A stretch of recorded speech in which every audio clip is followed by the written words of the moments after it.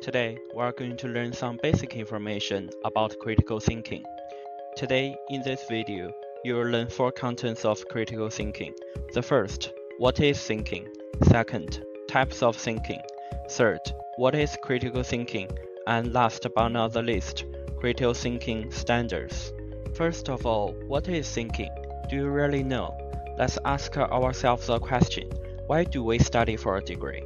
There must be many answers. However, these answers are not important, but the process that happens in your brain to get these answers matters. That process is thinking. As just mentioned, thinking is a process that our brain makes decisions and solves problems.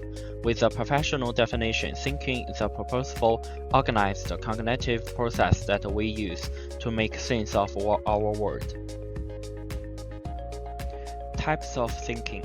There are mainly 2 types of thinking. One is critical thinking, and the other is creative thinking. Today, we mainly focus on critical thinking.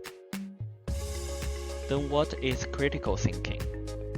Critical thinking forms a process of reflecting upon the meaning of statements, examining the offered evidence, and reasoning and forming judgments about the facts. Basically, critical thinking has 3 steps: analyzing, evaluating, and reasoning.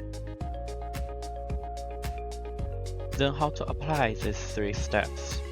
First of all, effectively identify, analyze, and evaluate arguments. Then discover and overcome personal prejudices and biases. Then formulate and present convincing reasons in support of conclusions. The last, make reasonable, intelligent decisions about what to believe and what to do. Critical thinking standards. First, clarity. Clarity is a gateway standard. With an argument or question posed to you, you may need to ask yourself 3 questions first. Could you elaborate further on that point? Could you express that point in another way? Could you give an illustration? Based on the first standard, you still need to be accuracy, precision, and the most important, be relevant. You need to give true details and be more specific. Meanwhile, your statement or your supporting points need to connect to the question, and it needs to bear on the issue. And the last, your evaluation needs to be logical and fair. You need to make your words make sense, and you need to be open-minded and free of distorting biases and preconceptions.